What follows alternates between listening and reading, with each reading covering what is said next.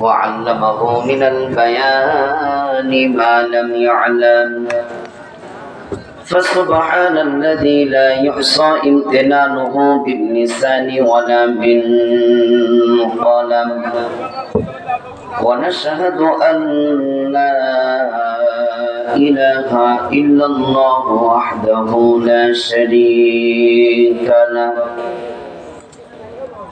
ونشهد أن سيدنا وحبيبنا وطبيبنا وآلنا محمد وعلى آله وبارك وسلم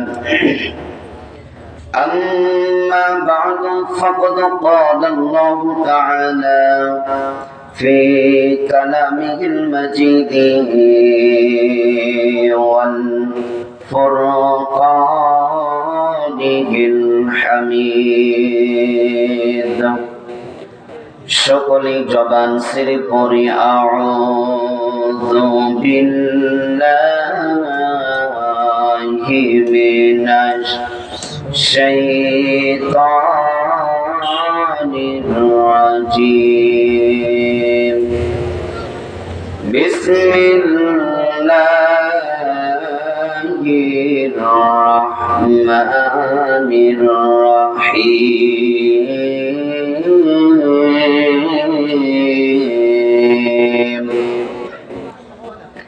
في جنات يتساءلون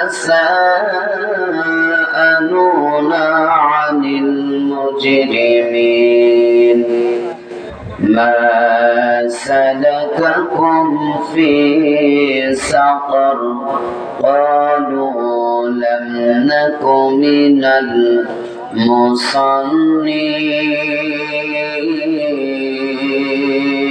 المصلين وعن ابن عمر رضي الله تعالى عنه قال رسول الله صلى الله عليه وسلم الظلم ظلمات يوم القيامة رواه البخاري وقال تعالى إن الله وملائكته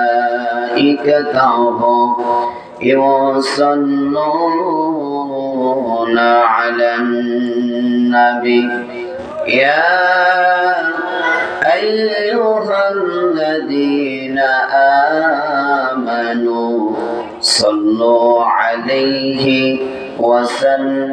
وسلموا تسليما اللهم صل على سيدنا مولانا محمد وعلى آل سيدنا رسولنا محمد لا إله إلا الله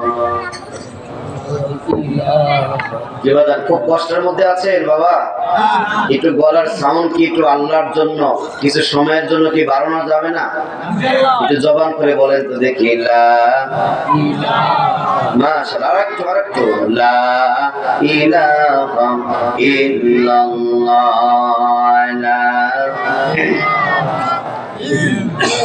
ফিরাউন বলে ও গো আসিয়া মুসার কালেমা সাইরা দে, আসিয়া বলে জীবন দিব, আসিয়া বলে শহীদ হব তবু ছাড়ব না ইল্লাল্লাহ লা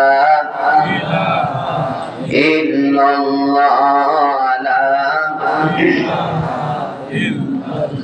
لا إله إلا الله محمد رسول الله شكرا بني صلى الله عليه وسلم الحمد لله বাংলাদেশের ঐতিহ্যবাহী জেলা পাবনা জেলার চাটমোহর থানাধীন ওথলি জামে মসজিদের উন্নতিকল্পে ওয়াজ মাহফিল। আজকের মাহফিলের সুনামধন্য সভাপতি জনাব সরদার মোহাম্মদ আজিজুল হক সাহেব, আজকের মাহফিলের প্রধান অতিথি, বিশেষ অতিথিবৃন্দ, এ পর্যন্ত যারা আলোচনা করে ধন্য রেখেছেন আমার পূর্বে হযরত মাওলানা আনসার আলী জিহাদি সাহেব, আর অন্যান্য উলামায়ে কেরাম যিনি আমার সঙ্গে বারবার যোগাযোগ করেছেন, অত্র মসজিদের সম্মানিত কেশিয়ার সাহেব মোহাম্মদ কামরুজ্জামান মিলন মাস্টার, মঞ্চ উপবিষ্ট আছে হযরত উলামায়ে কেরাম, মসজিদের ইমাম খতিব, আশেপাশের ইমাম ও খতিব, প্রিয় ভাইরা, আমার প্রিয় ভাই মাওলানা রাসেল কবির নুরি ভাই, আগতম স্বাগতম দিনদার মুসলমান মুত্তাকিন ভাই বাবাজিরা, পর্দার আড়ালের অবস্থানগত সরল মনে গুণান্বিত আমার আম্মা জানেরা, আসুন আমরা সে মহান রবের দরবারে শুকরিয়া আদায় করছি যে রব্বে কারীম আমাদেরকে কিছু সময় আল্লাহর কিতাব থেকে, কোরআন থেকে পরকালের কথা, কবরের কথা, হাসরের কথা, যে রব, যে মালিক শুনবার, আসবার, বসবার সময় শুধু তৌফিক দান করছেন, সে রবের দরবারে গলার আওয়াজ উঁচু করে শুকরিয়া আদায় করে বলছি আলহামদুলিল্লাহ। মনে হয় আরেকটু পাওয়ার আছে, একটু জোরে বলি আলহামদুলিল্লাহ। এশিয়া মহাদেশের 1 নম্বর হসপিটাল কলকাতার পিজি, সেখান থেকেও ফেরত দেওয়া রোগীকে যিনি পুনরায় আবারও জীবন দিতে পারেন, একটু জোরে বলেন তো দেখি তিনি কে? হয় নাই, আর একটু জোরে হবে বাবা, আল্লাহ। প্রতিদিন একজনের বাড়িতে যদি আপনি বারবার যান, আপনার সম্মান কমে যাবে, কিন্তু যে মালিকের ঘর, এই যে মসজিদের মাহফিল, এই মসজিদে গোলাম যত বারবার আসবে ততই সম্মান যিনি বাড়িয়ে দেন, বলুন তো তিনি কে? একজন মানুষকে যদি আপনি বারবার ডাকেন, আপনার সম্মান কমে যাবে, ডাকনিওয়ালার কদর কমে যাবে, কিন্তু যে মালিককে বান্দা যত বারবার ডাকবে, ডাকনেওয়ালার সম্মান ততই বাড়িয়ে দেন যিনি, তিনি কে? প্রত্যেকে আসামি খোঁজে হ্যান্ডকাপ পরিয়ে জেলে ঢুকানোর জন্য, শাস্তি দেওয়ার জন্য, রিমান্ডে দেওয়ার জন্য, ফাঁসি দেওয়ার জন্য, আর যে মালিক আসামি খোঁজে জীবনের গুনাহ মাফ করে দিয়ে গোলামকে জান্নাতুল ফেরদাউসের মেহমান করার জন্য, তিনি কে? বিনিময় ছাড়া দুনিয়ার কেউ কাউরে কিছু দেয় না, শূন্য দিনে যিনি পূর্ণ করে দেয়, জবান খুলে বলেন তো তিনি কে? সে রব, সে মালিক। আমাদেরকে, আমাদের নাম ভিন্ন, দল ভিন্ন, ঠিকানা ভিন্ন, চিন্তাধারা ভিন্ন, চেহারা ভিন্ন, বাছাই করে পছন্দ করে আল্লাহর কোরআনের খাতায় নাম লেখানো, কোরআনের দিকে আসবার, বসবার সময় শুধু তৌফিক দান করলেন। তো জবান ছেড়ে পড়ি আলহামদুলিল্লাহ, লাখ কোটি দরুদ সালাম পড়ি, সকলে বলি সাল্লাল্লাহু আলাইহি ওয়াসাল্লাম। আলোচনার প্রথমে আমরা দোয়া করছি আমাদের প্রিয় আত্মীয়-স্বজন যারা আমাদের রেখে আজ কবরের মধ্যে চলে গেছে, টাকা পয়সা, বাড়ি গাড়ি, জমি জাতি সব কিছু রেখে যারা এই অতুরি গোরস্থানের মধ্যে ঘুমিয়ে আছে। আগেকার যুগে গোরস্থান ছিল না, বাঁশ বাগান, পুকুর পাড়, এখানে সেখানে বিভিন্ন জাতা জঙ্গলে মানুষকে মাটি দিত। আল্লাহ যেন আশেপাশের সকল কবর স্থানকে আল্লাহ মাফ করে দিয়ে জান্নাত বানিয়ে দেয়। সকলে বলি আল্লাহুম্মা আমিন। আবার বলি আল্লাহুম্মা আমিন। আমরা কথা শুনতে এসেছি আল্লাহর কোরআন থেকে। সবাই বলেন তো দেখি কিতাবটির নাম কি? কোরআন। যদি এই কোরআনের মহব্বতে কোনো মানুষ আসে, কোনো মানুষ বসে, কোনো মানুষ এই কোরআনের কথা শোনে, ওই ব্যক্তির সম্মান যিনি বাড়িয়ে দেন, বলুন তো তিনি কে? আল্লাহ। নবীজি বলেন, মা আনবারাতু কদামা আবদিন ফি সাবিলিল্লাহি ফাতামাসসাহুন রাওয়াহুল বুখারী। নবীজি বলেন, যারা রাতের অন্ধকারে অথবা দিনের আলোতে ঘর থেকে, বাড়ি থেকে বের হয়ে যারা কোরআন শোনার জন্য চলে আসে, যারা কোরআন শোনে, কোরআন বোঝার চেষ্টা করে, আমার নবীজি বলেন ওই ব্যক্তিদের প্রতিটা সেকেন্ডে সেকেন্ডে জীবনের গুনাহ কথাগুলো আমার আল্লাহ তাআলা মাফ করে দেন। এই যদি সুবহানাল্লাহর আওয়াজ হয় ভাই, তাহলে কি সামনের দিকে আগানো যাবে? কি বাজান আগানো যাবে? নবীজি বলেন ফাতামাসসাহুন নার, এবং কি যে দুটো পা দিয়ে বান্দা কোরআনের মহব্বতে হাঁটতে হাঁটতে আসলো, যেন ওই দুটা পা এমন ধুলায় ধুলিত করে দিবেন, আমার আল্লাহ ওই দুটা পাকে আল্লাহ জান্নাতে দিবেন। সুবহানাল্লাহ। জাহান্নামের আগুন স্পর্শ করবে না। কন্যা সুবহানাল্লাহ। তাহলে কোরআনের খাতিরে, কোরআনের জন্য সম্মান যিনি বাড়িয়ে দিবেন। এই পৃথিবীতে কত কিতাব আছে, Veda, Rigveda, Samaveda, Chaturveda, Atharvaveda, New Testament, Old Testament, Mahabharata, ওই সমস্ত কিতাব শুনতে গেলে, মানতে গেলে, বুঝতে গেলে ও ব্যক্তির জন্য জাহান্নাম হারাম হয় না। যারা কোরআনের জন্য আসে তাদের জাহান্নাম যিনি হারাম করে দেয়, বলেন তো তিনি কে? আল্লাহ। আলহামদুলিল্লাহ, আল্লাহ দেয়। এই জন্য প্রিয় ভাইরা, আমি আলোচনার সূচনায় প্রথমে বলছি, এখনো বাহিরে অনেক মানুষ আছে, বলেন আছে না নাই? কিছু ঝালমুড়ি মার্কা মুসলমান, তারা ঝালমুড়ির দোকানে নাকি বলে। আর যারা কপাল পোড়া এই মসজিদের যারা আমির আর যারা মানুষ আছে, মনে করেন সাপোজ 200 লোক আছে, 200 বাড়ি ঘর আছে, মাশাআল্লাহ 200 ঘরই আছে। আমি সাপোজ বলতে গেছি এই মসজিদে, তাহলে এই 200 ঘরের মানুষ যদি একটা ঘরে 2 জন, 3 জন, 5 জন করে আছে, মহিলা হোক পুরুষ হোক, মহিলাদের জন্য বসার ব্যবস্থা আছে, পুরুষের জন্য আছে নাকি বলেন না? হ্যাঁ, তাহলে এটা পুরুষ প্যান্ডেল। আর একটা মা বোনদের প্যান্ডেল আছে না, যারা মহিলাও না পুরুষও নাই, ওরা কারা? পুরুষ হলে এখানে আসবে, মহিলা হলে মহিলা প্যান্ডেলে যাবে। যে প্রিয় ভাইরা আমার, এই জন্য বলছি যে এই কোরআন কিয়ামতের দিন আল্লাহর কাছে মামলা দায়ের করবে। আল্লাহ, যে তোমার কোরআনের কথা হয়েছে, সুন্দর সুন্দর কথা হয়েছে, পরকালের কথাগুলো হয়েছে, এই বছরে একটা দিন এরা কোরআন শুনতে আসে না, সেদিন কিন্তু তারা ওই দিন কিন্তু ধরা পড়ে যাবে, ঠিক কিনা ভাই? এই যে ওই সমস্ত কপাল পোড়া জাতি এখনো রাস্তায়, দোকানে, বাহিরে, এখানে সেখানে ঘোরাফেরা করছে, তাদের কানের মধ্যে জানিতে হবে, তোমার মতন কপাল পোড়া এখনো বাহিরে আছো, আমরা আল্লাহ কোরআনের কথা শুনছি। রাজি আছেন ভাই? মুরব্বী আব্বারা, এই যে মাগরিব পর বসছেন, পরে ঈশার পর আবার বসছেন, একটু ঝিমিয়ে করছেন, একটু হাতটা টান টান করে আল্লাহকে দেখান তো। মাশাআল্লাহ, একটু নাড়াচাড়া দেন তো দেখি। মাশাআল্লাহ, একটু এরকম করে মারেন। হ্যাঁ, এবার একটু ইমোশনাল হন, এইদিকে হন। হ্যাঁ, একটু বলেন তো দেখি, লিল্লাহি তাকবীর। আমি জানি উত্তরের মানুষের গাও গরম আছে, শরীর গরম আছে, কারণ কোরআনের জনিদের জজবা আছে নাকি বলেন? একটু আর একটু আওয়াজ দিয়ে বলেন, নারে তাকবীর। একটু গলা একটু ঠিক করে দেন। হ্যাঁ, লিল্লাহি তাকবীর। কোরআন আছে যেখানে, আমরা আছি সেখানে, লিল্লাহি তাকবীর। নাস্তিকতা নিপাত, দিন ইসলাম জিন্দাবাদ, কোটি প্রাণের একই আওয়াজ। খোদাদ্রোহী সার পাবে না, এই বাংলায় ঠাই হবে না, মুসলমানরা জেগেছে আজ। তোলো তোলো আওয়াজ তোলো, চলো কদমে সামনে চলো, সবাই মিলে একই তালে দাও না স্লোগান, নারায়ে তাকবীর, আল্লাহু আকবার। দিন ইসলাম, দিন ইসলাম জিন্দাবাদ, জিন্দাবাদ, লিল্লাহি তাকবীর। ইসলামের জন্য দেশের হয়েছে জন্ম, ইসলামের বিরুদ্ধে গেলে দেশ হবে ভিন্ন। কথা বলেন, ইসলামের বিরুদ্ধে যারা নিয়েছে অবস্থান, এই বাংলায় চাই হবে না, যাও হিন্দুস্তান, যাও হিন্দুস্তান। তোলো তোলো আওয়াজ তোলো, জোর কদমে সামনে চলো, সবাই মিলে একই গানে দাও না স্লোগান, নারায়ে তাকবীর, আল্লাহু আকবার। দিন ইসলাম, দিন ইসলাম জিন্দাবাদ, জিন্দাবাদ। কোরআন সুন্নাহর আলো ঘরে ঘরে জালো, টিভিসির আলো ঘরে ঘরে জালো। কি কয় উত্তরের মানুষের কি এরকম হলো? টিভিসির কি জ্বালানো যায় ভাই? লিল্লাহি তাকবীর। আলহামদুলিল্লাহ, কষ্ট পাচ্ছেন? এরকম করে একটা ঘন্টা চলুক, আছেন তো ইনশাআল্লাহ? আপনারা কথা বলবেন, কথা না বললে কিন্তু আলোচনা হবে না। আলোচনা প্রথমে মুরব্বী বলে দিচ্ছে নাকি বলেন?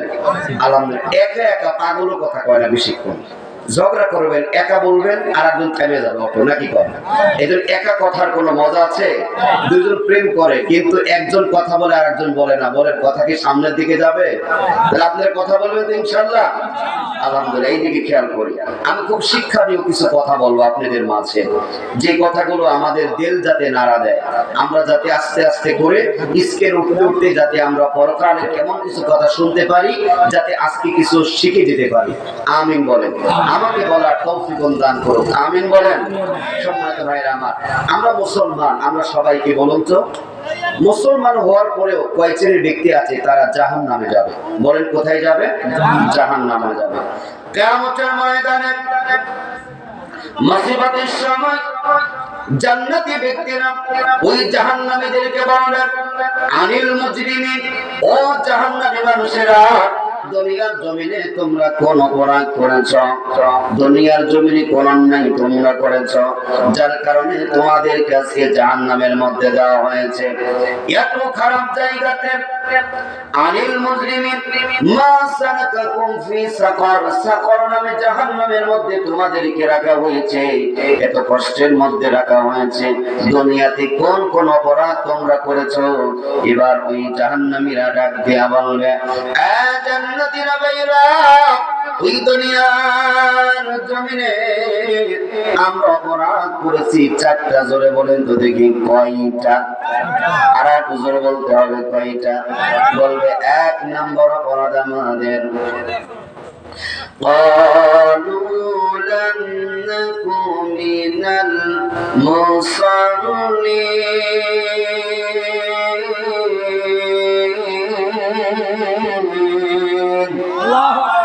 আমাদের এক নম্বর অপরাধ যখন মসজিদে যখন আজান হতো, আজানের পরে আমরা মসজিদে যেতাম না, আমরা মুসল্লি ছিলাম, আমরা নামাজ পড়তাম না। আজান হলে দোকানে বৈশা থেকেছি, বাড়িতে বৈশা থেকেছি, আজান হলে চায়ের কাপ রেখে ব্যঞ্জন সিগারেট ধরাইছি। কথা কর না কেন?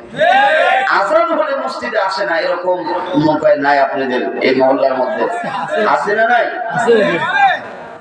আজান কানে শুনিয়া কেমনে থাকো বসিয়া, আজান কানে শুনিয়া কেমনে থাকো বসিয়া, নামাজের লাগে তোর মোটে মায়া লাগে না। চিন্তা করে দেখো না কবরে কি যাইবা না, শুধুই মাটির বিছানা, কবরে কি যাইবা না। এ দুনিয়ার সবই পর, কবর যে তোর আসল ঘর। এই দুনিয়ার সবই পর, কবর যে তোর আসল ঘর। কেমনে সেটাই থাকবে তুমি, শুধুই মাটির বিছানা।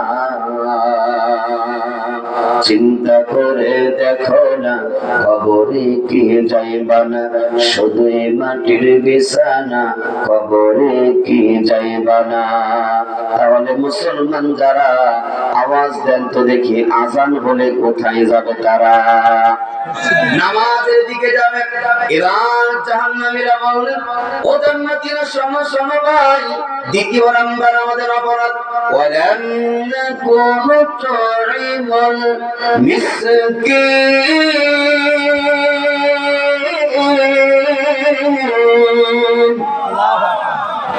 দ্বিতীয় নাম্বার আমাদের অপরাধ ছিল, আমরা দুনিয়ায় থাকতে এতিমদের মিসকিনদের খাবার দিতাম না, এতিমদের মিসকিনদেরকে আমরা দূর দূর করে তাড়িয়ে দিতাম। বলেন এরকম মানুষ আমাদের সমাজে আছে না নাই? এতিমদের কারা দেখতে পারবে না? এতিমদের তো যারা দেখতে পারবে না তারা পরকালকে অস্বীকার করে। সূরাতুল মাউনের মধ্যে আল্লাহ বলেন, আরাআইতাল্লাযী ইউকাযযিবু বিদ্দীন, যারা কিয়ামত দিবসকে অস্বীকার করে তাদের মধ্যে এমন স্বভাব থাকবে, ফাযালিকাল্লাযী ইয়াদউল ইয়াতীম, তারা ইয়াতীমদেরকে ধাক্কা দিয়ে তাড়িয়ে দিবে। ওয়ালা ইয়াহুদ্দু আলা তুআমিল মিসকিন, তারা নিজেরাও দান করবে না, আবার মানুষ দান করুক তাদের দান করতে দেবে না, নিজেরাও ভালো কাজ করবে না, আবার সমাজের মধ্যে ভালো কাজ করবে করতে দেবে না। বলেন তো দেখি এরকম মানুষ সমাজে আছে না নাই? আল্লাহর নবী বিশ্ব নবী রাহমাতুল লিল আলামিন, আল্লাহর নবীজি বসে আছেন, পাশে বসে আছেন হযরত ওমর। একজন ক্ষুধার্ত ব্যক্তি আসলেন বন্ধুরে বাজারে, আয়েশা ডাক দিয়ে বললেন, ইয়া রাসূলুল্লাহ, আব্দুল্লাহ ইয়াতীম বেটা মুহাম্মদ, আমি খুব ক্ষুধার্ত, আমাকে কিছু সাহায্য করো না। আমার নবীজি ওমরকে ডাক দিয়ে বলেন, ওমর এই যে ক্ষুধার্ত ব্যক্তি, একে কিছু আমি দেব বলে ইয়া রাসূলুল্লাহ দেন। আল্লাহ নবী আমার পকেট থেকে 2টা খেজুর বের করে যখন অসহায় ব্যক্তিকে দিলেন, যখন চলে গেলেন, হযরত ওমর ডাক দিয়ে বলেন, নবী গো, ইয়া রাসূলুল্লাহ, ইয়া হাবিবাল্লাহ, ওগো আল্লাহর নবীজি, আপনার পকেটের মধ্যে 2টা খেজুর আছে, আমি অমরে জানি না, আপনি দিবেন কি দিবেন না এটা তো আপনার ব্যাপার, কিন্তু আমাকে আপনি জিজ্ঞাসা কেন করলেন? নবী ডাক দিয়া বলেন, ওমর শোনো, আমি নবীজি ওই ব্যক্তিকে, ওই অসহায় মানুষকে 2টা খেজুর দেওয়ার পরে যে সওয়াব পেয়েছি, আল্লাহর কসম তুমি সমর্থন জানার কারণেও, তুমি তাকে দেওয়াতে তুমি রাজি থাকার কারণেও আমার আল্লাহ সম পরিমাণ সওয়াব দিয়েছেন। কন্যা সুবহানাল্লাহ। সমাজে এমন কিছু মানুষ আছে নিজেরাও ভালো কাজ, নিজেরাও দান করে না, আমার দান করতে উৎসাহ দেয় না। আমরা যদি উৎসাহ দেই, তাহলে যতটি মানুষ দান করবে ততই সওয়াব আমার আল্লাহ আমাদের আমল নামে বাড়িয়ে দিবেন। কন্যা সুবহানাল্লাহ।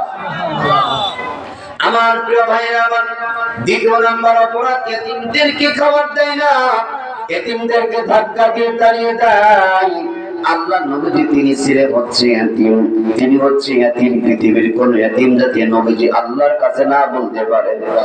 রব্বুল আলামিন আমরা দুনিয়াতে এতিম ছিলাম, আল্লাহ ওই দুনিয়ার জমিনে আমরা এতিম ছিলাম, আল্লাহ আমাদের মানুষ দেখতে পারতো না। আল্লাহ ডাক দিয়া বলবে, আল্লাহ ডাক দিয়া বলবে, বান্দারে, ওই দুনিয়ার জমিনে সবচেয়ে বড় এতিম ছিলেন আমার নবী, যিনি জন্মের আগে আব্বাকে হারিয়েছে, জন্মের 6 বছর বয়সে মাকে হারিয়েছে, জন্মের 8 বছর বয়সে দাদা আব্দুল মুত্তালিবকে হারিয়েছে। এই দুনিয়ায় সবচেয়ে বড় এতিম তিনি হচ্ছে আমার আপনার নবী পয়গম্বর বিশ্ব নবী জনাবে মুহাম্মদ রাসূলুল্লাহ, সকলে বলুন সাল্লাল্লাহু আলাইহি ওয়াসাল্লাম।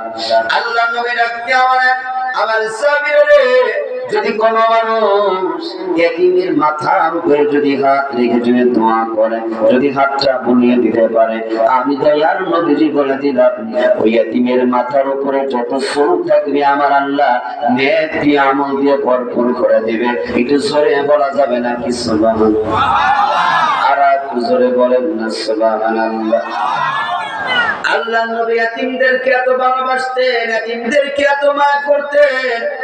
আল্লাহ নবীজি পবিত্র ঈদের দিন একটা ছোট্ট সন্তান রাস্তার ধারে দাঁড়িয়ে কান্না করে হযরত আবু বকর আসলেন, সালাম দিলেন, আরে শিশু বাচ্চা, ঈদের দিনে তুমি কেন কাঁদো? ওই বাচ্চাটি ডাক দিয়ে বলে, আপনার নাম কি? বলে, আমার নাম আবু বকর। বলে, আমার মনের কষ্টগুলো, মনের দুঃখের কথাগুলো আমি আবু বকরের কাছে বলবো না, আমার দয়ার নবী বিশ্ব নবীর কাছে আমার কষ্টের কথাগুলো বলবো। আপনি চলে যান, আপনি চলে যান। আবু বকর চলে গেলেন। হযরত ওমর আসলেন, হযরত আলী আসলেন, উসমান যুন নুরাইন আসলেন। আল্লাহর নবীর সাহাবীরা আসতেছেন দলে দলে। আর ওই এতিম সন্তানকে জিজ্ঞাসা করে, ওই শিশু বাচ্চাকে জিজ্ঞাসা করে, শিশু বাচ্চারা, আজকে ঈদের দিন, আনন্দের মুহূর্তে কেন তুমি কান্না করো? কেন তুমি কান্না করো? কান্না করো। ওই শিশু বাচ্চাটি একটাই উত্তর দেয়, আমার মনের দুঃখগুলো, আমার মনের কষ্টগুলো এই দুনিয়ায় কোন মানুষের কাছে আমি বলবো না। আমার মনের দুঃখগুলো, কষ্টগুলো আব্দুল্লাহর এতিম বেটা বিশ্ব নবী, যার নাম মুহাম্মদ, তার কাছে আমার দুঃখের কথা বলবো। আরে আমার চাঁদমোহরের উতুলি গ্রামের বাবারা, বন্ধুরা, ভাইরা, আমার মা বোনেরা, এমত অবস্থায় যখন আল্লাহর নবী চলে আসলেন, নবীজি আমার ডাক দিয়ে বলেন, শিশু বাচ্চারে, আরে কেন কান্দো? আমার নবীর সামনে ডাক দিয়ে বলে, আমার মনের কষ্টগুলো আব্দুল্লাহ এতিম বেটা, যার নাম মুহাম্মদ রাসূলুল্লাহ, তার কাছে বলবো। আপনি চলে যান, আপনি চলে যান। দয়ার নবীজি পাশে যখন বসে বললেন, ডাক দিয়ে বললেন, তুমি কি মুহাম্মদকে তুমি চেনো? বলে, আমি মুহাম্মদকে চিনি না। বলে, আমি তো সেই মুহাম্মদ। বলো তোমার কোন দুঃখ কোন কষ্ট, কথাগুলো বলনি।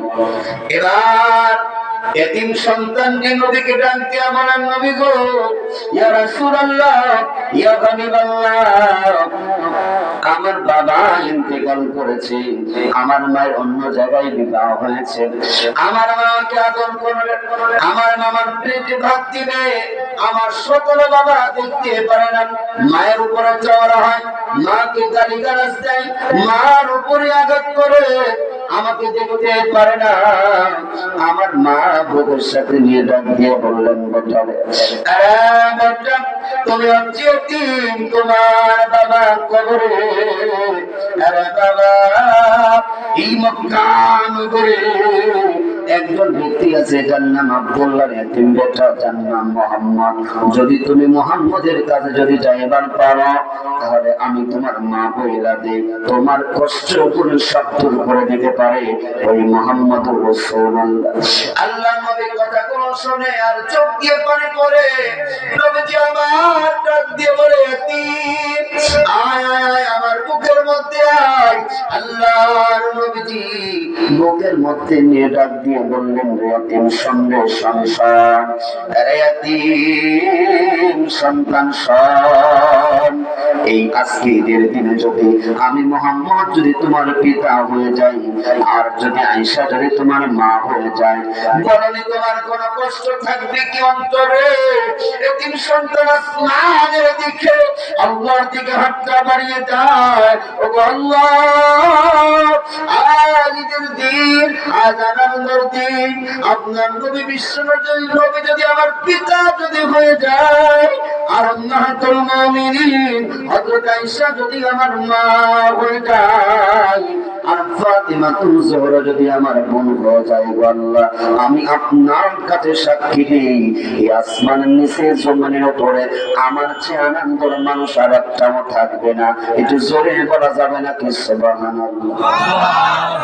আর একটু জোরে বলেন না সুবহানাল্লাহ।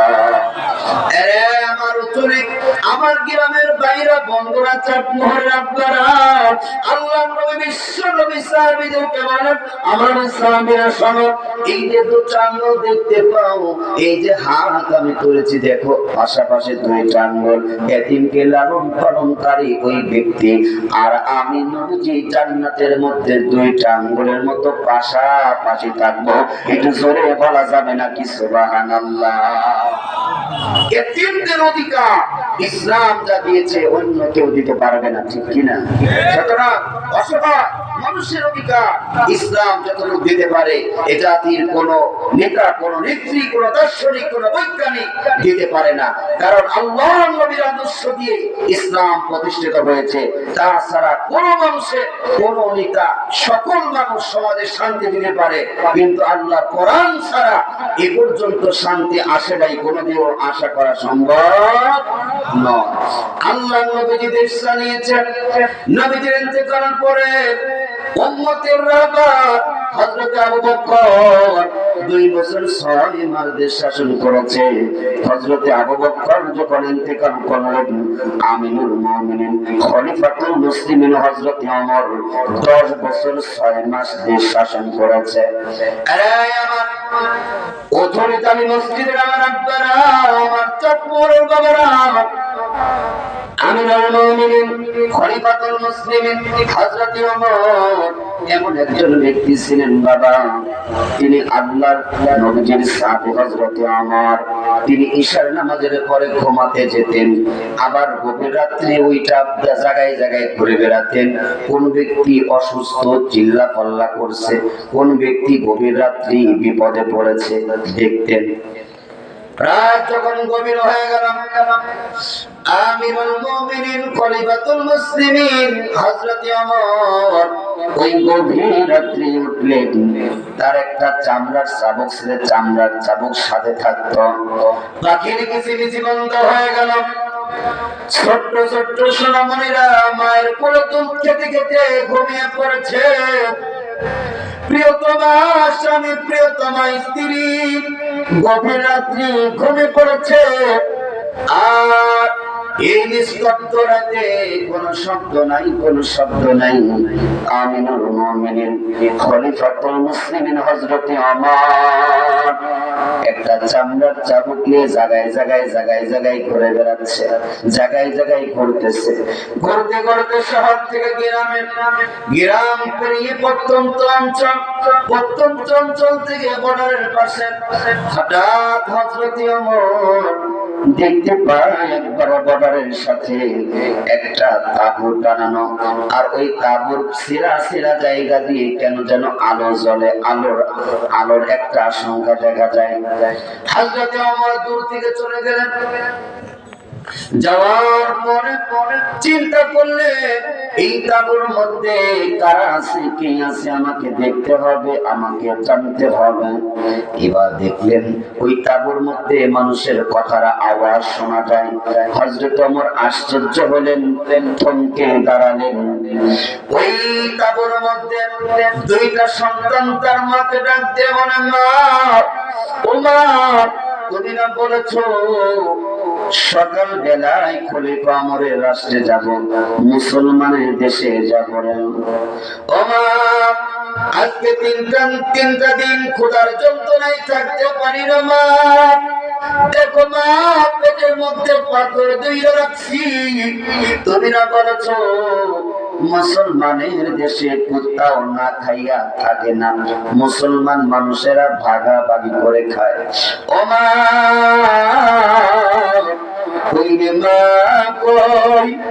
সকালে মুসলমানের দেশে আসলাম, সকাল থেকে দুপুর হলো মা, দুপুর থেকে বিকাল হলো, বিকাল গড়িয়ে সন্ধ্যা হলো, সন্ধ্যা গড়িয়ে গভীর রাত হয়ে যায় গো মা।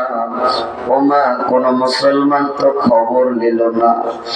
আমিনুল মুমিন অর্থ জানেন খলিফা হযরতে ওমর কথাগুলো শুনছেন, আর এই বাচ্চারা কি বলে, তার মা কি করে। এবার হযরতে ওমর ওই যে সিরা জায়গা দিয়ে একটু চুপি চুপি তাকিয়ে দেখে, ওই মা জননী একটা পাতিলের মধ্যে পানি দিয়েছে, পানির মধ্যে কিছু খোয়া ইট দিয়েছে, একটা লাকড়ি দিয়ে এরকম করে শব্দ করে, লাকড়ি দিয়ে জ্বালায়, আর সন্তানদেরকে মিথ্যা সান্ত্বনা দেয়। আরে বাবা, ঘুমিয়ে পড়ো রে বাবা, ঘুমিয়ে পড়ো, তোমাদের জন্য খাবার রেডি হচ্ছে, ঘুম থেকে উঠলে তোমাদেরকে খাবার দেব। এই দৃশ্য যখন জানেন খলিফা আমিনুল মুমিনিন হযরত ওমর যখন দেখতে দেখার সঙ্গে সঙ্গে চোখের পানি ধরে রাখতে পারে না। হযরত ওমর এক দৌড় দিয়ে চলে গিয়েছেন, এক দৌড় দিয়ে চলে গেলেন মদিনা শহরে। বাইতুল মালের দায়িত্ব যেই সাহাবী, ওই সাহাবীকে ডাক দিয়ে বলেন, ভাই রে, তাড়াতাড়ি করো, ওঠো ওঠো ভাই ওঠো, একটা বস্তার মধ্যে কিছু আটা দাও আর কিছু খেজুর দাও রে ভাই, তুমি দেরি করিও না। এমন তো অবস্থায় যখন একটা বস্তার মধ্যে আটা দিছে, খেজুর যখন দিছে, দূর থেকে দুইজন কর্মচারী দৌড়াতে দৌড়াতে আসে, ইয়া আমিনুল মুমিনিন, খলিফাতুল মুসলিমিন, এই আটার বস্তা গভীর রাত্রি কোথায় নিয়ে যাওয়া লাগবে? ইয়া আমিনুল মুমিনিন, আপনি সামনের দিকে যান, আমরা আপনার পিছনের দিকে পিছনে পিছনে পিছনে পিছনে যাব। এবার হযরত ওমর ডাক দিয়া বলেন, দাঁড়াও দাঁড়াও দাঁড়াও, এই আটার বস্তা তো তোমরা নিবা না, এই ময়দার বস্তা, আটার বস্তা আমি ওমর আমার নিজের কাঁধে আমি বয়ে নিয়ে যাব। দুইজন কর্মচারী ডাক দিয়া বলেন, আমিরুল মুমিনিন, খলিফাতুল মুসলিমিন, আপনি অর্ধ জানেন খলিফা, আপনি নিজে যদি আটার বস্তা যদি টাইনা নিয়ে যান, আমগো মতন কর্মচারী থাইকা কি লাভ হবে? আপনার চাকরি আর করবো না, আপনার এই দেশের চাকরি আর করবো না, আমরা তাহলে সইনা গেলাম চাকরি ডিজাইন দেব। হযরত ওমর ডাক দিয়া বলে, শোনো শোনো নবীর সাহাবী, আটার বস্তা নিতে চাও, আমি আটার বস্তা ওই ব্যক্তির কান্দে উঠিয়ে দেব।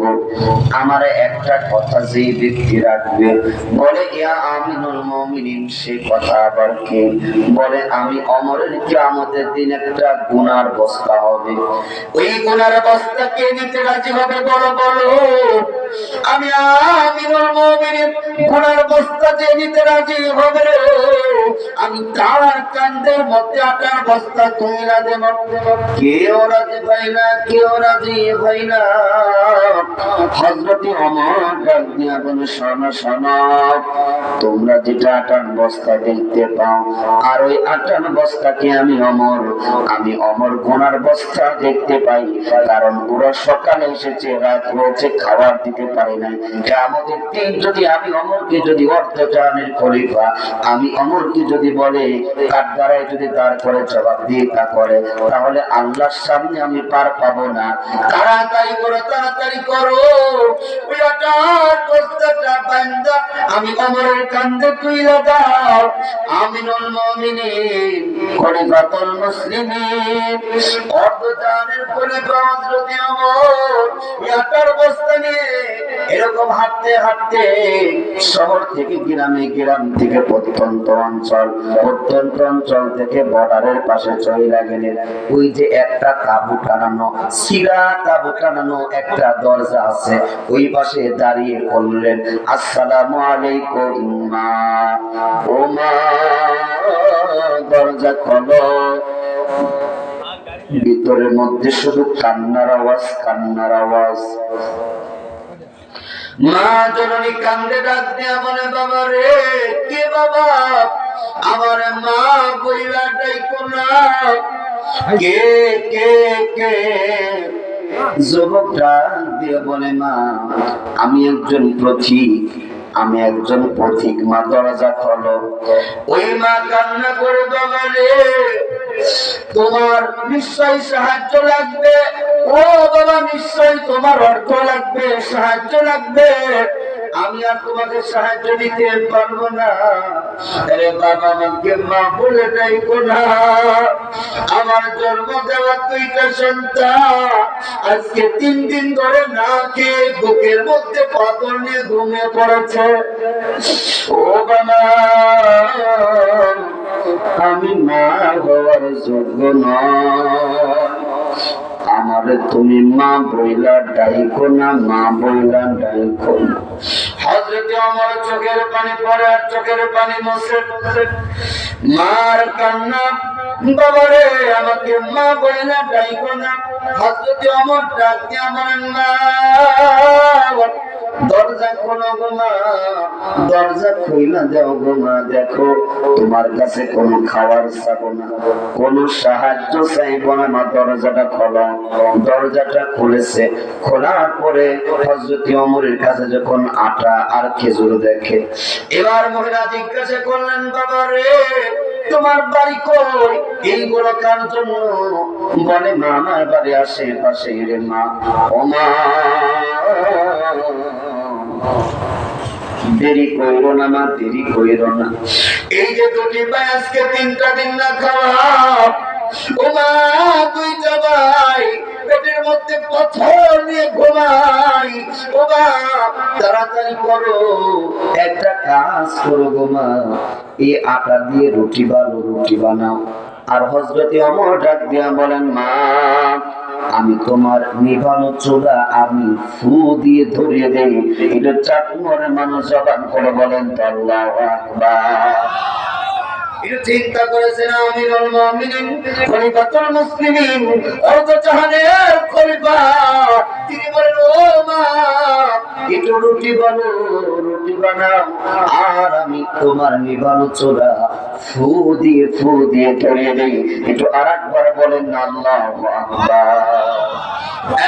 চাটমোহরের বাইরা বন্ধুরা, বাবারা, হযরত জাহানের খলিফা হযরত ওমর, ওই মা রুটি বলতেছে আর হযরত ওমর রুটি ভাজতেছে, সেকতেছে, উল্টা দিচ্ছে রুটি একদিকে আর একদিকে দেয়।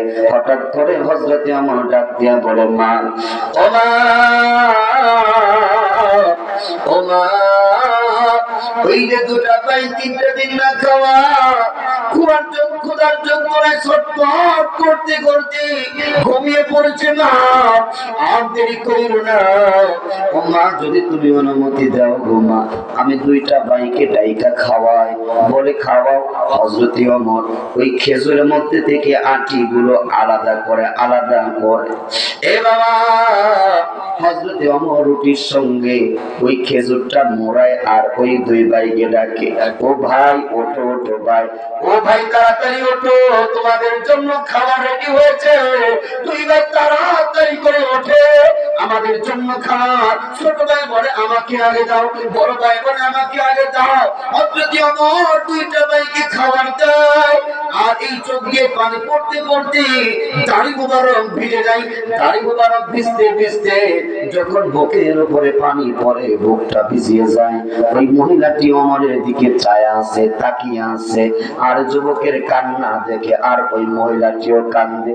ওই মহিলাটি ডাক দিয়া বলেন, বাবা রে, শুনলাম এই মদিনা নাকি খলিফা ওমর। ওমর আবার কেমনে খলিফা হয়? ওমরকে আবার কারা খলিফা বানাই? তোমার মতো এত সুন্দর ভালো মানুষ থাকতে ওমরকে আবার কেমনে খলিফা বানাই? আগামীকালকে সকালবেলা 2টা সন্তান নিয়ে বাড়িতে যাব, যাইয়া বলবো না রে না, এই ব্যক্তি ওমরকে কেমনে খলিফা বানাই? আমরা সাক্ষী দেই, আমাদের ঘরের মধ্যে যে যুবক ছিল ওই যুবকটি হচ্ছে খলিফার যোগ্য। একটু চাকমারের মানুষ বলেন তো, ওই মহিলা কি জানে এটাই হচ্ছে ওমর? মহিলা কি জানে? মহিলা জানে না যে এটা ওমর। আমার ঘরে আজকে ওমর এসেছে, কিন্তু ওই ওমরের সামনে ওই মহিলা দুর্নাম করে, ওই মহিলা ওমরকে গালি দেয়। ওই মহিলা বলে, ওমর আবার কেমনে খলিফা হয়? কারা ওমরকে খলিফা বানাই? সকালে চিঠি খাবার পাই নাই, মুসলমান নাকি কত ভালো। আগামীকালকে 2টা সন্তান নিয়ে ওই বাড়িতে যাব, আর ওমরের নামে বদনাম করব। ওমর ভালো না, ওমর খলিফা ভালো না, আমার ঘরে যে যুবক এসেছে ইনি হচ্ছে ভালো। চাটমোহরের বাইরা বন্ধুরা, বাবারা, আমিনুল মুমিনিন হযরতে ওমর এমন করে যখন এক টুকরা রুটি যখন মায়ের মুখের মধ্যে দেয়, মা জননী চিবাই আবার ঢোক গিলতে পারে না, ডাক দিয়া বলে, বাবারে আমার খাওন লাগবে না। ও বাবা, সকালে ঘুম থেকে উঠে আমি তো আর কান্না করব না, আমার 2টা ছেলে কান্না করবে। এই খাদ্যটুকু আমার সন্তানদের সকালবেলা দেব। হযরতে ওমর ডাক দিয়া বলেন, না আর চিন্তা করা লাগবে না, আমি যখন আপনার ঘরের মধ্যেই চলে এসেছি মা, ওই ওমরের সাথে আমার বড় খাতির, ওমরের সাথে আমার বড় মিল আছে। ওমর যেখানে থাকবে না, ওই মদিনার খলিফা ওমরের দরবার তুমি যাইও, ওইখানে আমি থাকবো না। আগামীকালকে সকালবেলা তোমাদের 3 জনের জন্য রেশনের ব্যবস্থা করে দেব মা। ও মা, এখন খাওয়াবো না, আমি যখন আইসা পড়ছি আর খাওয়ার নিয়ে কোনো টেনশন নাই। হযরতে ওমর যখন চলে যাই, হযরতে ওমরের রাতে আর ঘুম নাই। সকালবেলা ফজর নামাজ আদায় করে হযরতে ওমরের রাজদরবার, মুসলমানের রাজদরবার, মুসলমানের সংসদ ভবন, জান্নাত মসজিদে নববী, এটা চিল্লায় বলেন না আল্লাহু আকবার। হযরতে ওমর নামাজ আদায় করেন, মসজিদে নববীর মধ্যে বৈশা পড়েছেন, আর ওই মা 2টা সন্তান 2 পাশে নিয়ে শুনতে খুঁজতে চলে যায় মদিনা শহরে। আরে মুসলমানেরা, তোমাদের খলিফা ওমর কোথায় আছে? তোমাদের ওমরের দরবার কোনে? আমি অপরিচিত মানুষ, আমি তোমাদের দরবারে যাব। মুসলমান নাকি ভালো? ইহুদির দেশে খাবার নেই, মুসলমানের দেশে খাওয়ার অভাব নেই। সকালবেলা মুসলমানের দেশে এসেছি, আমার খাওন পেতে রাত 3টা বেজেছে কেন? ওমরের জবাবদিহি করতে ওমরের দরবারে চলে যাব। এবার মদিনাতে চলে যাই, ওই যে দেখা যায় মসজিদে নববীর সামনে যে একজন যুবককে ডাক দিয়ে বলেন, বাইরে তোমাদের দেশের যিনি প্রধানমন্ত্রী, যার নাম ওমর, অমর কোনটা আমি তো চিনি না, অমর কি একটু দেখা দাও না। ওই সাহাবী বলেন না, ওই যে মসজিদে নববীর মধ্যে মেম্বারের সামনে যে ব্যক্তি বসে আছেন না, এটাই হচ্ছে আমিনুল মুমিন, উনি হচ্ছে জানের খলিফা, যার নাম হযরত ওমর রাদিয়াল্লাহু তাআলা আনহু।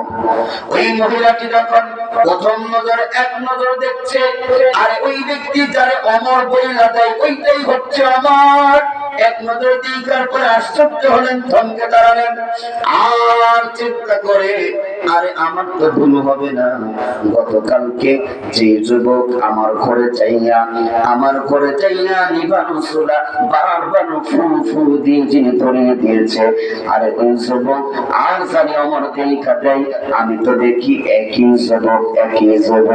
ওই মহিলা বুঝতে পারলেন, আরে গতকালকে অমরের নামে কত বদনাম করলাম, অমরের বিরুদ্ধে কথা বললাম, অমর ভালো না, অমর কেমনে করে পাই, অমরকে কারা খলিফা বানাই, দুইটা সন্তান নিয়ে বাড়িতে যাব, ডাক দিয়ে বলবো অমর ভালো না, আমার বাড়ির যুবক ভালো, আরে যারে দেখা দেয় এই তো অমর, কারণ এই যুবকটাই তো গতকালকে আমার বাড়িতে আমাকে মামা বলে আমার গালের মধ্যে উঠিয়ে দিয়েছে খাবার, আমার সন্তানরে খাওয়াইছে। মা কান্দা বুকটা ভিজিয়ে দেয়, অমরের সামনে কেমনে যায়, আর দুই হাতে দুইটা সন্তান ডাক দিয়ে বলে, মা সামনের দিকে কেন যাও না, তোমাকে কোনো কথা বলতে হবে না, অমরের সামনে আমাকে নিয়ে চলো না, অমরের সামনে আমাকে নিয়ে চলো না, আমি তোমার সন্তান বলবো অমর মুসলমান নাকি ভালো, সকালে এসেছি খাবার পাই নাই, দুপুর হয়েছে দুপুরে খাবার পেলাম না, বিকাল হলো পেলাম না, সন্ধ্যা হলো পেলাম না, মুসলমান নাকি ভাগাভাগি করে খাই, ইহুদির দেশে খাবার নাই, নাস্তিকদের দেশে খাবার নাই, মুসলমানের দেশে খাবার অভাব নাই, বলবো কেমনি আপনি খলিফা বানালো, দুইটা সন্তান মায়ের হাত ধরে বলে, মা সামনের দিকে চলো, মা চলনি, দুইটা সন্তানকে ডাক দিয়ে বলে, বাবারে আর সামনের দিকে যাওয়া যাবে না, গতকালকে গভীর রাত্রি যিনি আমার করেছে, আমার নিবানো চোলা ফুটিয়ে করিয়ে দিয়েছে, ও বাবা তোমাদের খেজুরের বিষয়গুলো আলাদা করে রুটি কালে উঠিয়ে দিয়েছে, আমাকে চিনি আমার রুটি ভিজে দিয়েছে, আমি তোমার মার চোখ বলে এই গতকালকের যুবক আর আজকের যাকে অমর দেখিয়ে দেয়, আমার মনে হয় একই কন্যা। আল্লাহু আকবার।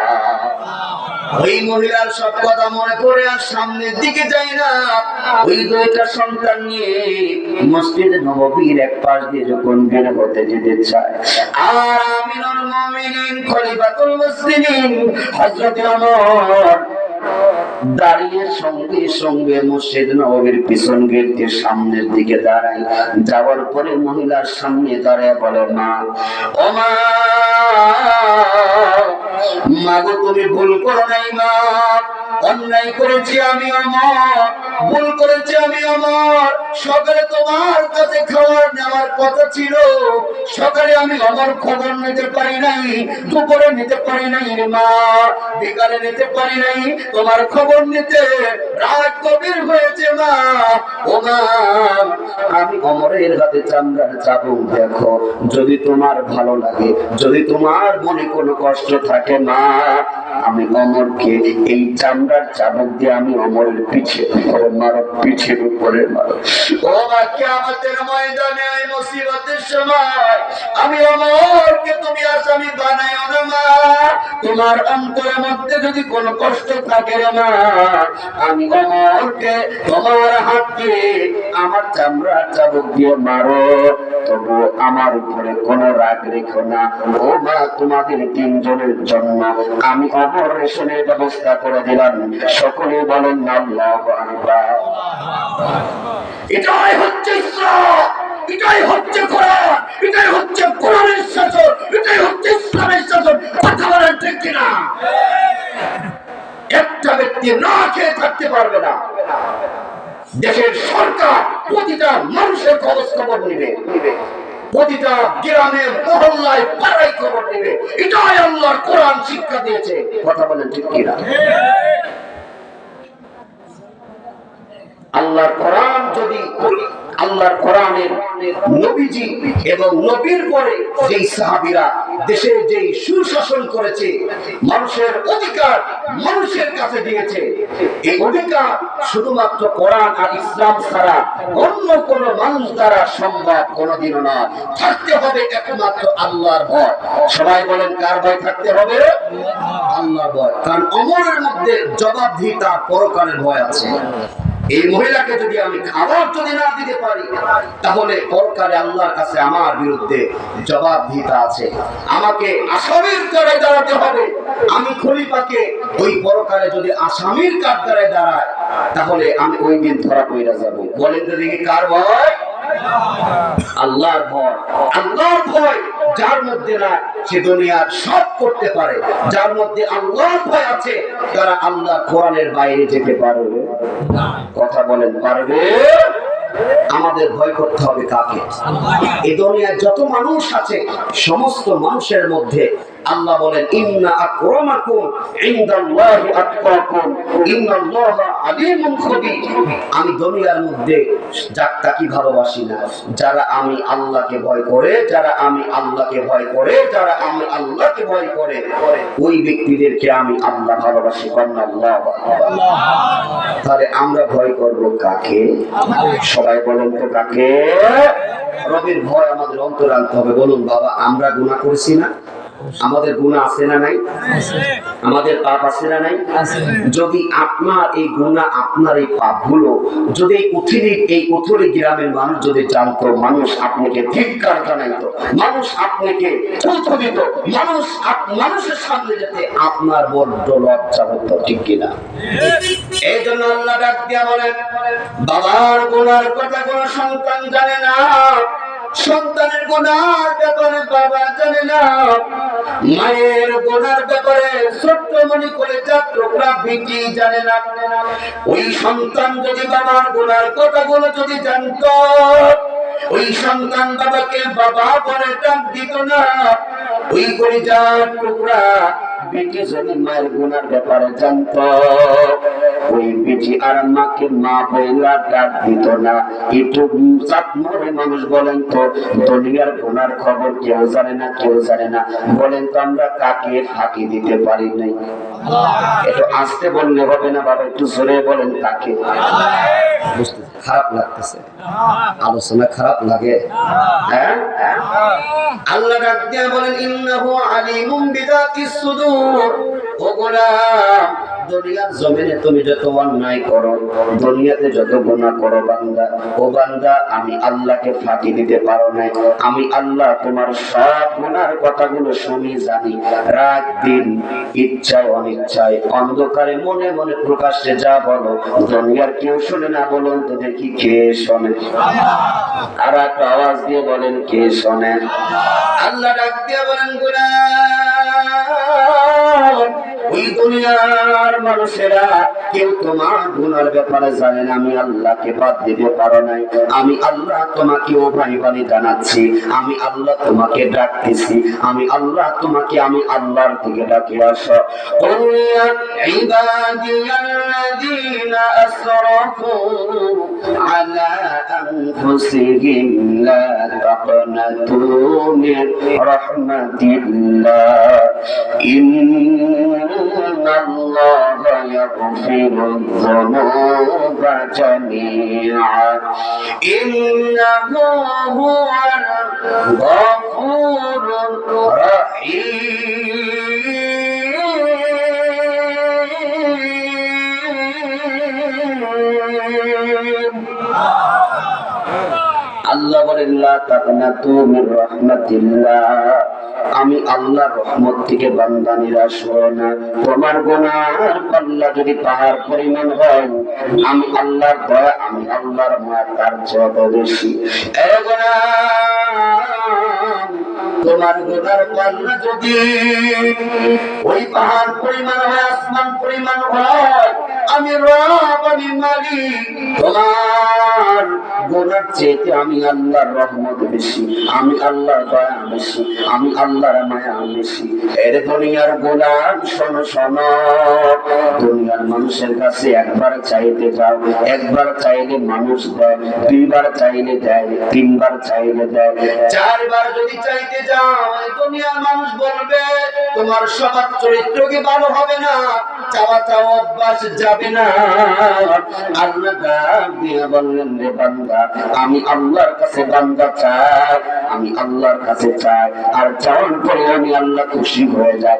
বান্দা যেখানে থেকে যতবার ডাকে আমি আল্লাহকে আল্লাহ বলে, আমি আল্লাহ প্রতিটি জবাব দিই, চিৎকার দিয়ে বলেন আল্লাহু আকবার। এরা বন্ধুরা ভাইরা আমার মা বোনেরা, পর্দারানের মা বোনেরা, এই দুনিয়ায় আমরা থাকতে পারবো না, এই দুনিয়া ছেড়ে আমাদেরকে যেতে হবে কবরে, আমাদের ঠিকানা কবরে। দুনিয়াতে থাকবো 60 বছর 70 বছর, দুনিয়াতে থাকবো অল্প সময়, কিন্তু কবরের সময় আমাদের অনন্তকাল হবে। ওই কবর যারা বইলা যাবে, দুনিয়ায় যারা ভালো পাবে, ওই কবর তারা পিছিয়ে যাবে। দুনিয়ায় যারা দুনিয়া করবে, দুনিয়া হচ্ছে মুসলমানের জন্য জেলখানা। যেমন জেলখানার মধ্যে মানুষরা যেমন জেলখানার মধ্যে নিজের মতন চলতে পারে না, যারা কবরে জান্নাতি হবে ওই মুমিন ব্যক্তিরা দুনিয়ায় যেমন তেমন চলতে পারে না। চলার জন্য একখানা আইন দিয়েছে, বলুন তো আইনের নাম কি? আরো জোরে বলেন তো নাম কি? যেমন আমাদের জন্য, নারীদের জন্য, যেমন মা বোনদের জন্য আল্লাহ বলেন ওয়াকরনা ফি বুয়ুতিকুন্না ওয়ালা তাবাররাজনা তাবাররুজাল জাহিলিয়াতিল উলা। একটু জোরে বলা যাবে নাকি? আল্লাহু আকবার। যেমন নামাজ পড়া ফরজ, হজ করা ফরজ, যাকাত দেওয়া ফরজ, উথুলি গ্রামের মা বোনদের পর্দা করাটাও যে আল্লাহ বিধান করে দিয়েছেন তিনি কে? তাহলে পর্দা করাও ফরজ, কথা কোন ঠিক নেই। কিন্তু পর্দা করে, এমন পর্দা করে ওই পর্দার কারণে আরো বেপর্দা বেড়ে যায়, ঠিক কিনা? হ্যাঁ, মা বোনরা যদি পর্দা করে, মা যদি ভালো হয়, ওই মা হচ্ছে ফ্যাক্টরি, তার মেয়ে হবে ভালো। মা যদি খারাপ হয়, মেয়েটাও মা দেখেই শিখবে, ঠিক কিনা বাবা? হ্যাঁ, এখন পেটের মধ্যে মায়ের সন্তান এসেছে, সাথে সাথে চলে যায় আলটা করতে। কি করতে যায়? আমার দাদি 15টা ছাগল পালা হয়েছে, আপনার 12টা ছেলে আর 12টা মেয়ে, আর হওয়ার সময় নাকি 3টা মরে গেছিল। কয়টা হইল? না, ওই 6টা ছেলে 6টা মেয়ে, 12টা আর 3টা মরে গেছিল। কয়টা হইল? 15টা। কোনোদিন সিজারও লাগে নাই, আলটাও করা লাগে নাই। তবে আমাদের সমাজ যদি একটা বের হয়, ওইটাই পেট কেটে বের করতে হয়, কথা বল না। এবার ডাক্তার সাহেব বলেছে ভাই কাজ করা যাবে না, আর মেম সাহেব বলে কি শিশু দৌড়ে মোটে পেরে স্টার জালসা জি বাংলা সোনার বাংলা নাকি? হ্যাঁ, এমন করে দেখে ডিপজলের ছবি দেখে। এবার ওই ব্যক্তি নামাজ নাই, কালাম নাই, আল্লাহকে ডাকে না, কোরআনও পড়ে না। আল্লাহ ডাক দিয়া বলেন উতুলি গ্রামের মহিলারা, নারীরা, নামাজ পড়ো না, কোরআন পড়ো না, বেটা দিলাম গর্বে আমি, পিঠে দিলাম আমি আল্লাহ, তুমি আমি আল্লাহকে ডাকো না, শুধু ডিপজলের ছবি দেখো। আর কয়টা দিন দেরি করো, তোমার পেট থেকে ডিপজল বাড়াবি। শিখো। কষ্ট পাচ্ছেন না? মা বোনরা আছে নাকি? মাহফিল আছে, তাদের ওয়াজ দরকার নাই? হ্যাঁ, আছে না নাই?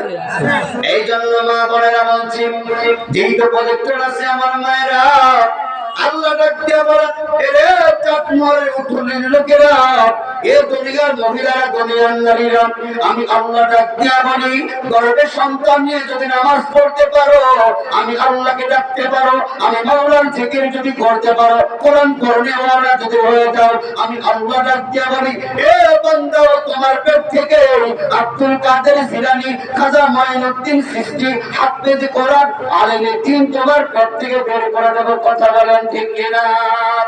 এই জন্য মা বোনেরা, গর্ভে সন্তান আসলে শুধু টিভি দেখেন না, নামাজ পড়েন, ভালো কাজ করেন, আপনার সন্তান হবে নামাজি।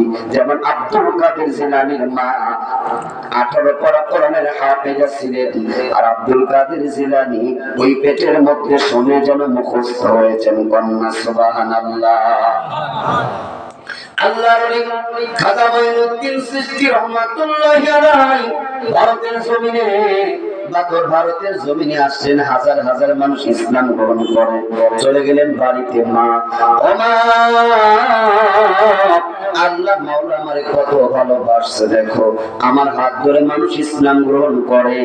মঈনুদ্দিনের মা ডাক দেয়া বলে, আরে খাজা মঈনুদ্দিন আজমির চিশতি, শোনো, এই অহংকার, এই গৌরব তোমার না। বলে মা কার গৌরব? বলে আমি তোমার মা, কারণ আমি তোমার মা। ওযু ছাড়া রে মঈনুদ্দিন তোরে দুধ পান করাই নাই, একটু জোরে বলা যাবে না কি? সুবহানাল্লাহ। আজ তাই করে নাকি? ওযু বানায় দুধ পান করে নাকি? হ্যাঁ, গোসল করে কিনা ওটা ঠিক নাই, কথা কন না কেন? মা কিয়ামতের ময়দানে মুসিবতের সময় দুনিয়ার নারী এক পাশে যাবে, আর জান্নাতি নারীরা দুই নারীরা যখন ঝগড়া লাগবে, আল্লাহ ডাক দিয়ে বললেন, দুনিয়ার নারীরা শোনো, এক পাশে বসে যাও, জান্নাতি নারীরা আর এক পাশে বসে যাও। দুনিয়ার নারীদের মধ্যে থেকে একজন কথা বলবে, আর জান্নাতি নারীদের মধ্যে থেকে একজন কথা বলবে। জান্নাতি নারীরা ডাক দিয়ে বলবেন, আল্লাহ ওই দুনিয়ার নারীরা ভালো না, বলবে আজকে তোমাদের কথা শুনবো না, তোমরা বসে যাও। দুনিয়ার মহিলারা, দুনিয়ার নারীরা তোমরা দাঁড়িয়ে যাও, একজন কথা বলো। এবার পৃথিবীর একজন নারী যখন দাঁড়িয়ে যাবে, বলবেন, আমরা দুনিয়ার মহিলা, আমরা দুনিয়ার নারী গণ্য, আমাদের কিছু গুণ আছে। আল্লাহ ডাক দিয়া বলবেন, গোলাম কি গুণ আছে, কি গুণ আছে বলো।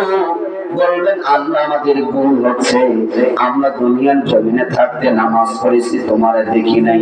আমরা দুনিয়ায় থাকতে রাত থেকে থেকে আপনার কথাগুলো শুনেছি, কোরআনের ময়দানে বসে থেকেছি গো আল্লাহ। বলবে আমাদের আরো গুণ আছে। দুনিয়ার ধনী নারীরা শোনো, আর কি গুণ আছে বইলা ফেলো। বলবেন, আল্লাহ আমরা দুনিয়ার মহিলা, আমরা দুনিয়ার নারী, আমরা মসজিদে দান করেছি, আমরা মাদ্রাসায় দান করেছি। আল্লাহ রব্বুল আলামিন, আমরা দুনিয়াতে কলেজার টুকরা বেটা বেটিদেরকে কোরআনের জন্য দিয়েছি, মাদ্রাসায় ভর্তি করে দিয়েছি গো আল্লাহ। আপনার কোরআনকে ভালোবেসেছি। আমরা আব্দুল কাদের জিলানীর মা, আমরা খাজা মঈনুদ্দিন চিশতির মা, আমরা ওলিয়ে কামিল হাফেজ ওলি মুসা ঈসা নবী, মুসা নবী, ইব্রাহিম নবীর মা। ও আল্লাহ, আমরা যেহেতু মায়ের জাতি মহিলা মানুষ, আমরা আপনার নবী বিশ্ব নবী মুহাম্মদ রাসূলুল্লাহর মা। আল্লাহ ডাক দিয়ে বলেন, আজকে আমাদের ময়দানে ওই দুনিয়ার নারীরা, ওই দুনিয়ার মহিলারা, যেই সমস্ত নারীগুলো, যেই সমস্ত মহিলাগুলো দুনিয়াতে নামাজ পড়েছে, কোরআন মেরেছে, আলেমদেরকে ভালোবেসেছে, আমি আল্লাহ ওই দুনিয়ার মহিলাদেরকে, ওই দুনিয়ার নারীদেরকে আজ আমি আল্লাহ জান্নাতি বানিয়ে দিলাম। আর জান্নাতি হলে গিলমানদেরকে দুনিয়ার জান্নাতি নারীদের খাদিমা বানিয়ে দিলাম। চিৎকার দিয়ে বলেন না সুবহানাল্লাহ। আমার মা বলেন, শোনো শোনো, শেষ প্রান্তে চলে এসেছি মা। ওই কবর দেখে খাতুনে জান্নাত হযরতে ফাতেমা কেমন করে কবর দেখে ভয় করত, হযরতে আম্মা জান খাদিজা কবর কেমন করে ভয় করত। এমন কবরের ভয় যদি আমাদের অন্তরের মধ্যে আসে, তাহলে আমরাও দুনিয়ায় আর পাপ করতে পারবো না। আল্লাহর ভয় আমাদের অন্তরের মধ্যে ঢুকবে। হযরতে ফাতেমা জোহরা রাদিয়াল্লাহু তাআলা আনহা, আল্লাহর নবীজির কলিজার টুকরা নয়নের পতর, সংক্ষিপ্ত নামে বলি রে ভাই, হযরতে ফাতেমা যখন ইন্তেকাল করবেন, হযরতে আলীকে যখন জানাবেন, আলী ডাক দিয়ে বললেন, ফাতেমা, ও ফাতেমা, তুমি যে মারা যাবা কিভাবে বুঝলা? বলে, আমার বাবা আমার কানে কানে বইলা গেছে, 6 মাস পরে আমি দুনিয়া ছেড়ে দুনিয়ার সফর শেষ করে পরকালের জগতে যাব। এবার আলীকে ডাক দিয়ে বলেন, প্রাণের স্বামী গো, আমি তো কবরে চলে যাব, আমি দুনিয়াতে পর্দা ছিলাম, এই মরার পরে আমাকে পর্দা করে মানুষ যাতে না দেখতে পারে। নবীর বিটি কত বড় উঁচা ছিল না, বাইটি ছিল না, মোটা ছিল না, চিকন ছিল, অনেক বিস্তারিত কথা এখানে আমি আর পরিপালন করলাম না। আমার বাইরে বন্ধুরা, বাবারা, হযরত আলী ডাক দিয়া বললেন, কবর কাটার জন্য যদি কোনো লোক লাগে একান্ত বন্ধুদের সাথে নিও। এবার চলে গেছেন হযরতে আলী। এবার যেন আবু যর গিফারের বাড়ির দরজায়, আরে আবু যর দরজা খোল রে খোল। আবু যর গিফারি এবার দরজা খুইলা ডাক দিয়ে বলেন, আলী ভাই, জীবনে কত যুদ্ধে তোমার সঙ্গে সময় কাটিয়েছি, কোন যুদ্ধে এমন করে কান্দে দেখি নাই। আরে আলী ভাই, আজ আবার এমন কোন বড় যুদ্ধ তুমি কান্দো, তুমি কান্দো? বলে আমি কান্দি একজন পর্দানিশী নারীর জন্য। কবর কাটো জান্নাতুল বাকিরের এক কোনায় সবুজ রঙের আলোর নিচে। বলে ওই পর্দানিশী নারী কে রে আলী? ওই নামটা কি তোমার মুখস্থ নাই? আলী কান্দে ডাকতে বলেন, আমার ওই নারী আর কেউ নাই, খাতুনে জান্নাত নবীজি যাকে মা মা বলে ডাক দিতেন, তিনি হচ্ছেন নবীজির নানার পুতুল হযরত ফাতিমাতুল জোহরা। তার জন্য কবর খনন করো। আলী ডাকতে বলেন, বাইরে আল্লাহ নবীজি 6 মাস আগে দুনিয়া ছেড়ে ওফাত হয়েছে, নবীজি ইন্তেকাল করেছে। এই 6 মাস ধরে হাসান হুসাইনকে থামাতে পারি না। যেই সাহাবী দেখে হাসান হুসাইন সাহাবীর জামাটা টাইনা ধরে, জুব্বাটা টাইনা ধরে, বলে, ও নানার সাহাবী, বলো বলো, আমার নানাকে কোথায় লুকিয়ে রেখেছো? আমার নানাকে কোথায় মাটি দিয়েছো? আল হযরত আলী ডাকতে বলেন, নবীর সাহাবীরা শোনো, তোমরা যেন আল্লাহ নবীজির কবর, আল্লাহ নবীজির রওজা মোবারক এই হাসানকে দেখিয়ে দাও না, হুসাইনকে দেখিয়ে দাও না। হাসান আর হুসাইন যদি টের পায় নানার কবর ওইখানে আছে, হাসান কবরের পাশে কাঁদবে, নবীর রওজার পাশে হুসাইন কাঁদবে, আর আমার নবী দয়ার নবীর ঘুমের পৃষ্ঠপোষক